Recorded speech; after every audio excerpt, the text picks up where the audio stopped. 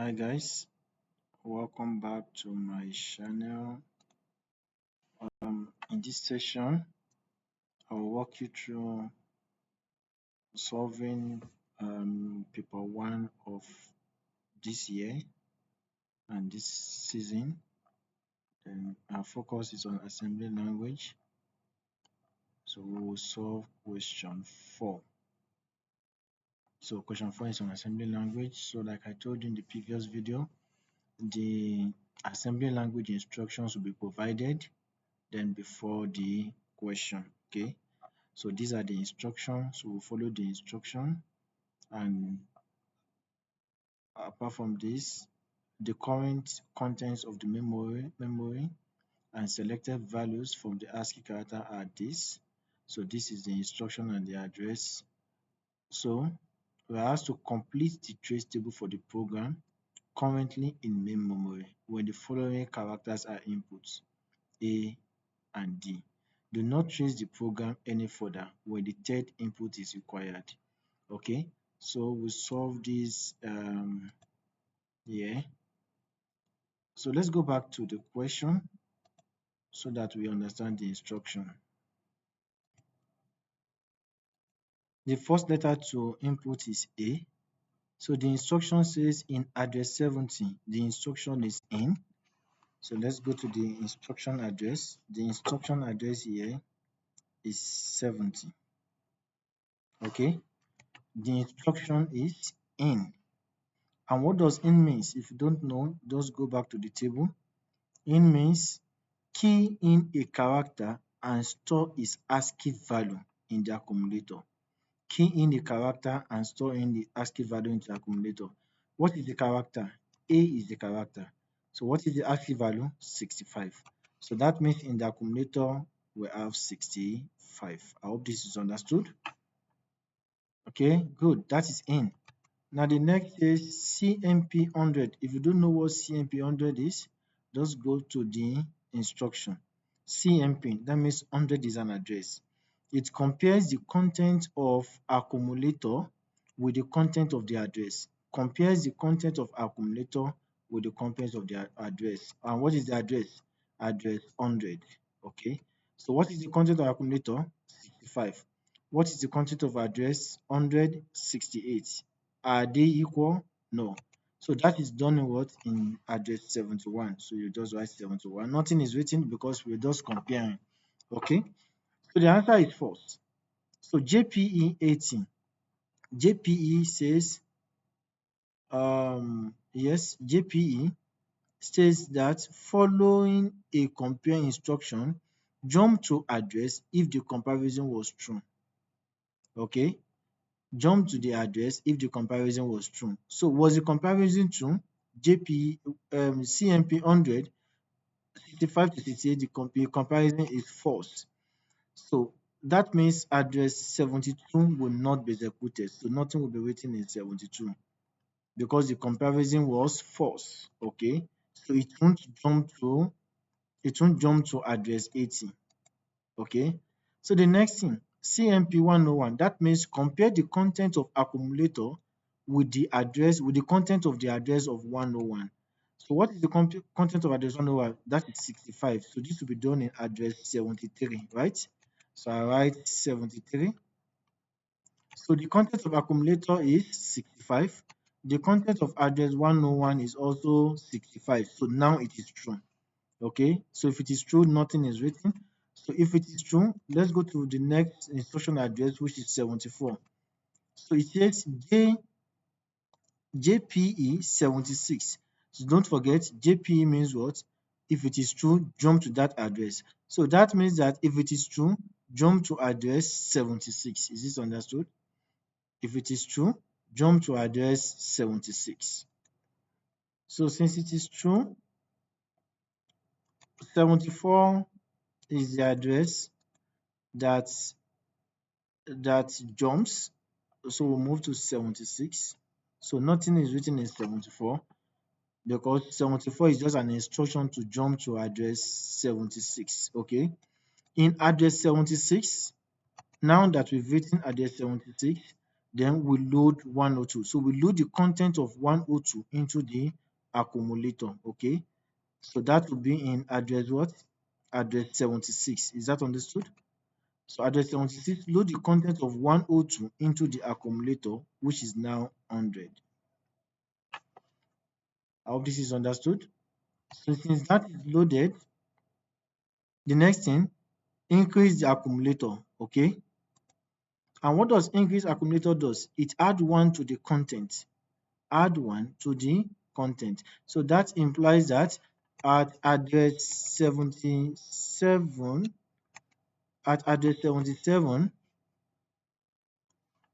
the content of accumulator now turns to 101 because the content of accumulator is increased.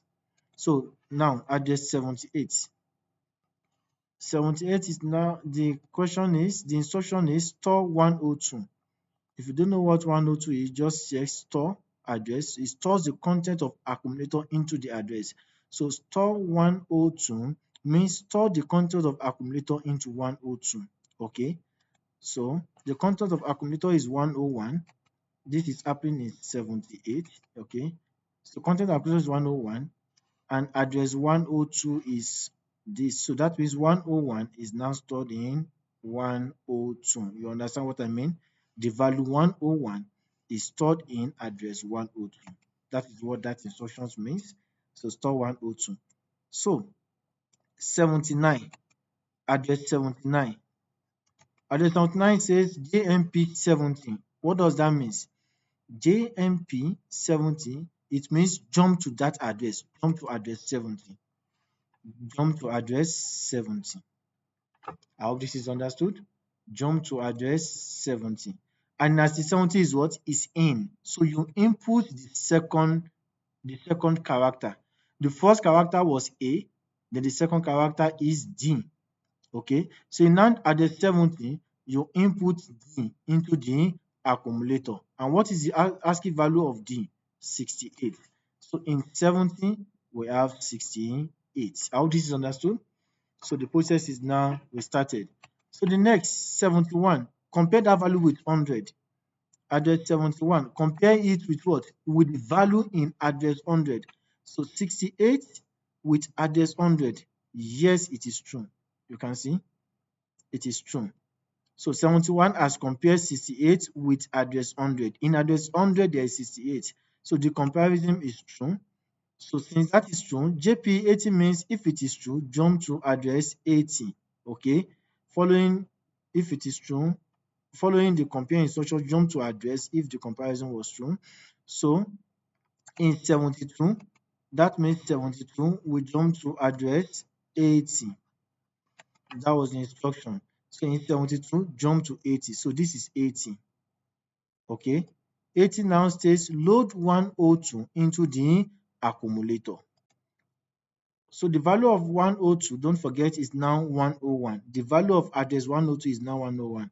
So in 80, that means I need to load 102 into the accumulator. So the accumulator now has 101. Okay. So the value of 102 is 101.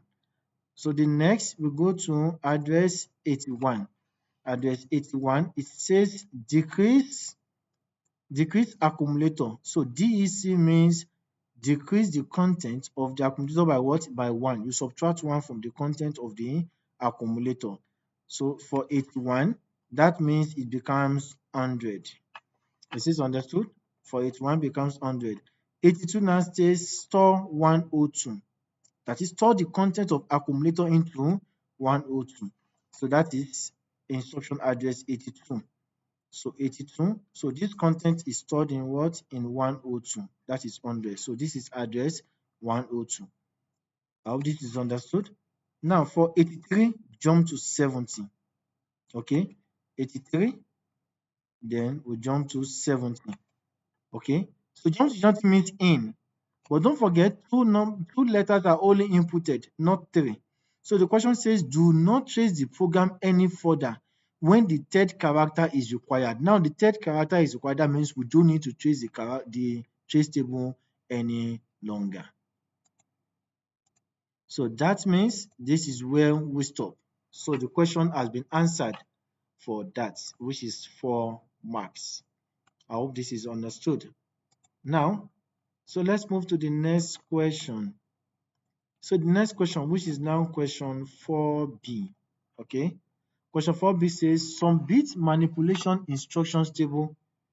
Some bit manipulation instructions are given in the table. So these are some bit manipulation, the and address, exclusive or, bitwise XOR, number and or address, where this #n are number and these are address. Okay. The contents of the memory address 300 are shown. So this is the content of the memory address 300. This is bit position 0, 1, 2, 3, 4 up to 7. So this is the contents. The contents of the memory address 300 represents an unsigned binary integer. That is, the integer is unsigned. Okay. So unsigned means it's only positive, it's not negative. So write the denary value of the unsigned binary integer in the memory address 300. So this is the memory address 300. So the question states that we should write the what? The unsigned binary integer in this memory address. So what does this mean? It means just convert this binary to denary. Okay, that is what it means. So it's unsigned means unsigned 8-bit means 02255. Signed is -128 to 127. So to do this, so we only consider the bit position where we have 1. The bit position where 0 is, we don't consider that, okay? So this is bit position 1. So 2 raised power 1 is 2. 2 raised power 2 is 4. We don't consider this. 2 raised power 5 is 32. 2 raised power 6 is 64. Okay. Then you add those numbers together. So this is 64 plus 32, which is 96. Okay. 96 plus 6 is what? 102. So the value is 102. It's as simple as that. Okay. Now, the next question states that an assembly language program needs to test if the bit number 2 in the memory address 300 is 1. So it needs to test if the bit number 2 in the memory address in this 300 is 1. Complete the assembly language instruction to perform this test. Okay. So if you go back to this presentation slide, for the bitwise operation, these 3 instructions are used for the bitwise operation. The AND is used to check if a specific bit is set, that is, if it is 1, or is used to set a specific bit to 1. So or is used to set it to 1. AND is used to check. Can you see that? AND is used to check, or is used to set, then XOR is used to clear. So you must understand these 3. AND to check, or to set, XOR to clear. Okay, so since this is understood, so that means that to answer this question, an assembly language program needs to test. When you are testing, what are you doing? You are checking. So what instruction will you use for that? Which is the AND operation. I hope this is well understood. So the next question. The next question states an assembly language program needs to set the bit number 4, 5, 6, and 7 to 0, but keep the bit 0 to 3 with their existing values. So don't forget that the bit number and the bit is 0110. So let me write it here. So 0110. Okay. 0110, 0110, 0110. Then 011. How many ones? Yeah, 210. Okay, so the bit number are 0 to 7, which is 0, 1, 2, 3, 4, 5, 6, 7. The question says that an assembly language program needs to set the bits 4, 5, 6, 7 to 0. So 4, 5, 6, 0, 7, we need to set all these bits to 0. So that will be 0, 0, 0, 0. Everything is needed to be set to 0. But keep the bit 0 to 3. So bit 0 to 3 needs to be kept as 0, 1, 1, 0. I hope this is understood. Write assembly language instruction to perform this operation. So to do this, we have to start thinking of what to do. If you can use or, okay, you have to think. If you want to use or for this, it will be difficult, because if you are using or, if I write 0, 0, 0, 0, 0 or 0 is 0, 1 or 0 is 1, so which will fail. If I use all of 1, 1, 1, 1, 0 or 1 is 1, which will fail. That means I need to use and. Okay, so to use and, this must be and of 0, 0, 0, 0, because 0 and anything gives 0. Since I want to set all these to 0, is this understood? 0 and anything is 0. So since I've started using and, that means and should work all through. Is that understood? Now, to give me this bit back, that means I must AND them with 1. Because when you AND anything with 1, you get that bit back. When you AND any bit with 1, you get that bit. When you add any bit to 0, you get 0. So this is 1, 1, 1, 1, isn't it? So that 0 and 1 gives 0, 1 and 1, 1, 1 and 1, 1, 0 and 1, 0. Then 0 and 0, 0, 0, 0, 0. So this is this is the bit or the number I need to AND with the original bit to give me the required question. And this number is what? Is 15. That means our answer is what? Is AND hash 15, where hash 15 means the number. Okay. So this is the end of the question. I hope you guys understand it. So guys, still in the same year, I thought of adding this question number 3 of the same year, since it won't take much time to understand. So this question is on logic gates and logic circuit. So question 3 states that a logic expression is given: S equals to A and B and C, or B exclusive of C. So this is AND between A, B. So we need to do an AND gate. That is one AND gate, right?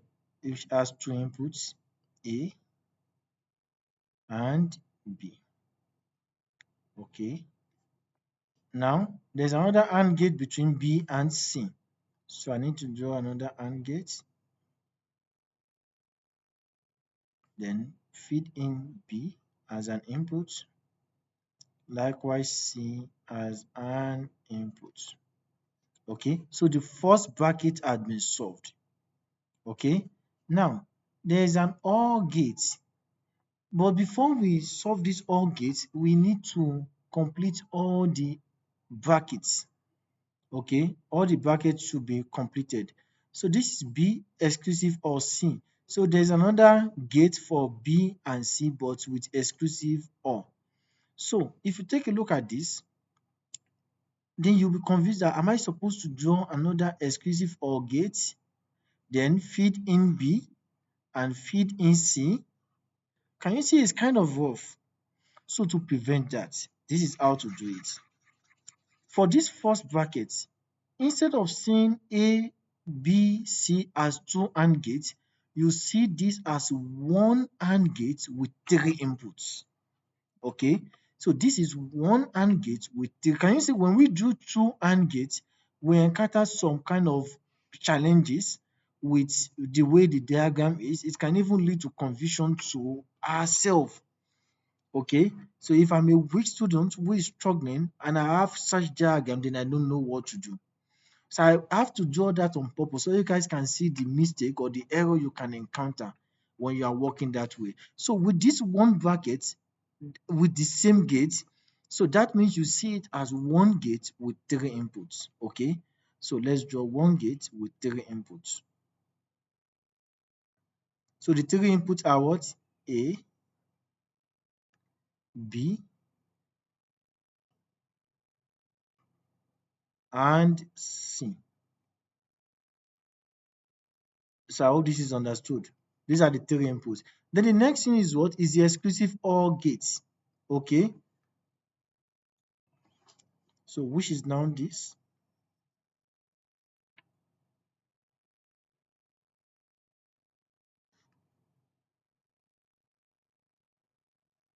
So how many input does this has? Just two, because it's B and C. Okay. Then you bring in your B input, can have that kind of look. Then C. So which is now correct? Which is far better than the previous ones I was trying to draw.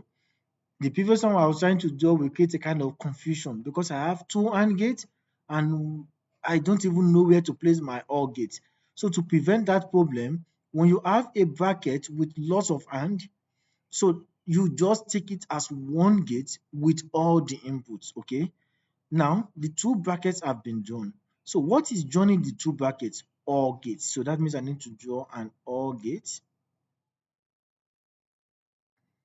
where the two inputs comes from the previous AND gates. Then this is the output S. So how this is understood. So this is a diagram for this, which is 4 marks.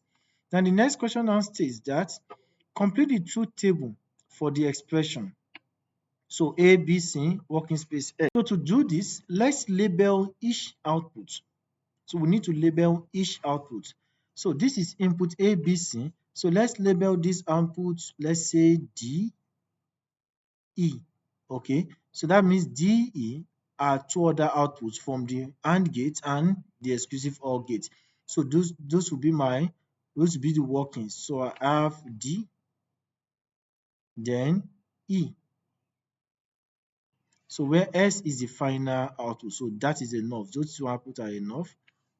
So I have to draw it this way, DE. Okay, good. So what is D? So D is the AND of the three inputs A, B, C, A and B and C. That is D.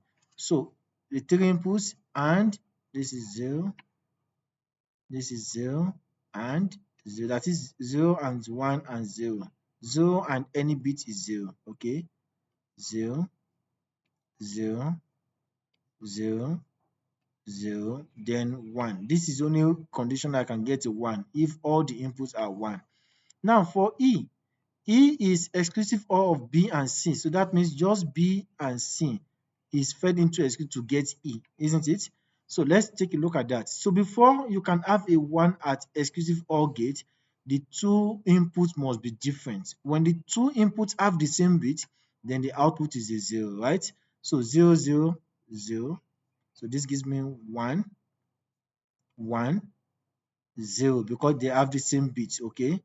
Then this is 0, 1, 1, then 0. Let me take a look at it again. The same bit 0, the same bit 0, the same bit 0, then the same bit 0. So now the two D and E is fed into an OR gate, then output, okay? So 0 or 0, 0, 0 or 1, 1, 0 or 1, 1, 0 or 0, 0, 0, 1, 1, 1, which is now my final output. I hope this is well understood. If you have any question, you can put them in the comments. Don't forget to like and subscribe. Thank you so much.